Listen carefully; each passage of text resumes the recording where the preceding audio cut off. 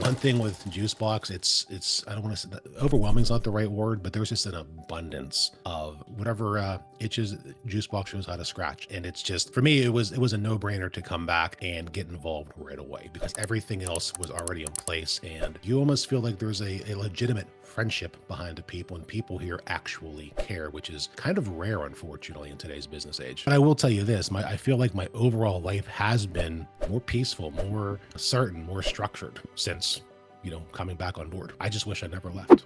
Mark, congratulations. You are our agent of the month for May 2025. Thank you so much. It means a lot. I was surprised to get the announcement.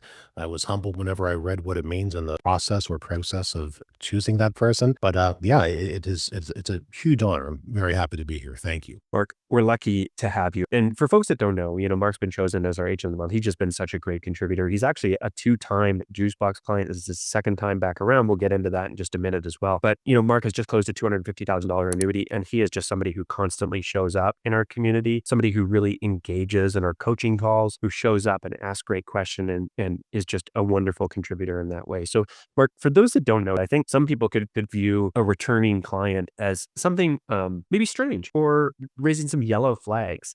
Can you tell us, you were a client, a Juicebox client in 2023. Why'd you stop at that time? The main reason I stopped was it was very heavy on life insurance, and life insurance is something that I do. It's nothing that I've really, I'd say, ever enjoyed. It's kind of one of those, oh, by the way, parts of the business for me. And I understand the place for an FIUL when I write some, but it's never been a focus for me. So for me, it was just a matter of I was getting some annuity business off it, and I had some other things coming up in life where I kind of took about a 2 month hiatus. And during that time, I was looking at other opportunities, and one that sounded too good to be true from a marketing standpoint came up. And after wasting about $36,000 in marketing with that company, I got tired of hearing a bunch of optimism, but give it another month, give it another month, give it another month. And when your lead cost goes to about $2,000 per lead, that's when you kind of go, okay, that's a little bit too much. So what brought me back was the fact that I knew that the framework was in place. I had seen an ad that there was, more of an annuity specific type of marketing. And to me, that was a no brainer because I knew the infrastructure with Juicebox was in place. I knew the leadership and everybody involved was in place. I knew there was a great community. I knew there was training. And even though I've been in the business for 21 years, in my opinion, you can never stop learning. And one thing with Juicebox, overwhelming is not the right word, but there was just an abundance of whatever itches Juicebox shows how to scratch. For me, it was a no brainer to come back and get involved right away because everything else was already in place and proven. And plus, and this goes a long way. I genuinely like everybody that I had worked with and encountered, and that goes a little. It's not just a matter of the business relationship. You almost feel like there's a legitimate friendship behind the people, and people here actually care, which is kind of rare, unfortunately, in today's business age. We feel the same way, and I feel the same way about you. But something that you mentioned, I'd love to dig into a little bit further. So, for context, Mark is a $5 to $10 million a year guy. So 20 years, very experienced, and obviously very good at what he does. You mentioned something about training, Mark, and I'd be really curious if you could just comment on how, if at all, has your practice and your process changed at all given the Juicebox training and resources? I think it's become more simplified, and what I mean by that is it's simple but not easy. So there is an ABC approach now. I figured when to cut, to cut and run from a customer. The person's just not going; they're not serious about the meeting. They blow off appointments, whatever the case is.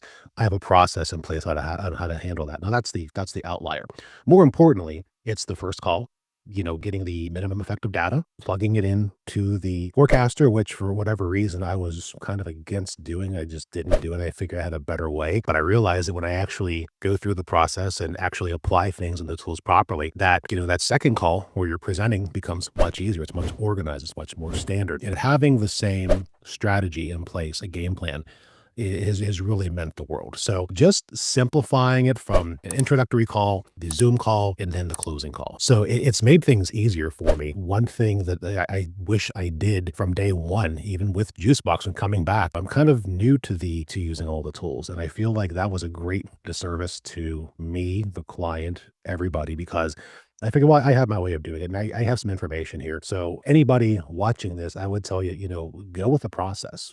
It will work. Take the time and maybe, you tweak it a little bit for yourself. So I just finally decided to apply it. And the other thing I do, I'm a little nosy when it comes to things. I want to know a little bit about everything. So there are times that, up at 3, 4 o'clock in the morning where I might just check in and take a look at some of those extra videos for some other maybe programs I'm considering for the future, or just other little sales tips or things I may have missed in one of the sales calls or trainings. And it's nice. It's helped me simplify everything. Okay. It's not like it once was where I had 30 different ways to do things based on how the carriers wanted, how this IMO suggested, or how Tom Hegma suggested, or whatever the case is. Now it's simple, but it's much better as well. I feel it's much more efficient. I know what's coming next. It's a stress reliever. Mark, I'm sure that that process that you've kind of referred to as simplified, right? It's simplified your approach.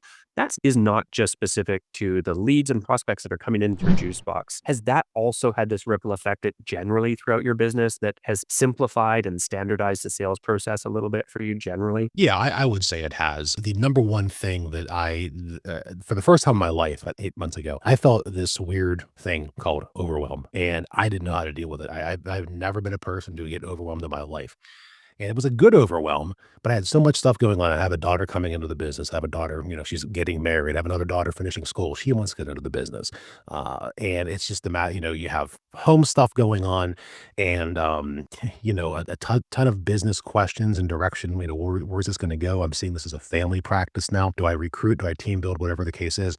I still do in some ways have a bunch of like questions out there that I'm trying to answer about the best way to run this business for the next 10, 20, 30 years. And having the sales part of it down, having that process in place has given me more room, I would say, to do the family stuff, to think about business planning, to think about when you have that big $10 million a year, what's that going to feel like? So now I went from being so overwhelmed to making something easier for me. This business is never easy, but easier, much easier. It kind of gives you time, the space to kind of sit back and kind of take a peek, I would say from the top of the mountain, but to look back and see the battlefield, and to actually breathe. So it went from overwhelm to calming and relaxing. And I would always describe myself as a hammer kind of person. I mean, I try to be soft spoken. I'm 6'5", north of 300 pounds. I'm more of an intense kind of guy who, I'm a big bruiser or whatever. So if you had told me that I'd be sitting over in my chair doing 15 minutes of meditation every morning and going through breathing and all that, I wouldn't have believed it. So I don't know that I'm not going to say Juicebox made me this perfect person or they're striving to be this perfect person, but I am going to tell you that getting over that overwhelm allowed me to kind of like look at new options out there and really, look at my whole life and, hey, with the overwhelm of business being outsourced, if you will. Okay, because I know there's there are people working really hard with Juicebox to put together a just a phenomenal. I don't call it a company. It's a community. It's one of those things where knowing that is taken care of. Now I get to live a little bit. I get to breathe. I'm not overwhelmed. Okay. I still have the Incredible Hulk doing yoga over there in the corner, doing my silent meditations there and whatnot, but it's been a life switch. People have noticed it around me too, which is nice. And again, do I say, hey, it's Juicebox. It's this little, company and and here's how they got their name. I don't get into all that, of course, but I will tell you this, I feel like my overall life has been more peaceful, more certain, more structured since coming back on board. I just wish I never left. Could you, Mark, quickly comment on, questions that we often get around case planning, right? Case design. How important, if at all, has the case planning, case design been in your journey? So for you, a 20-year guy, 5, 10 million a year, how important, again, if at all, has the case planning, case design been for you? I got to tell you, it really made me look at the business, the annuity options for people in a whole new light. In the past, I had worked with an IMO where it was do this for income, do this for accumulation, and that's it. This is the way you do it. But in my fault, I should have been out there looking for more different ways. Okay, like there's a hammer can do more things than just hit a nail. It can remove a nail. Okay, being structured and having the case planning and just listening to whenever it's Jim especially, but whoever's doing it, getting their approach and getting their understanding. And even though you're just watching that one case being planned out for another agent you will probably never meet, you learn so much from it. You take a look at things a little bit differently.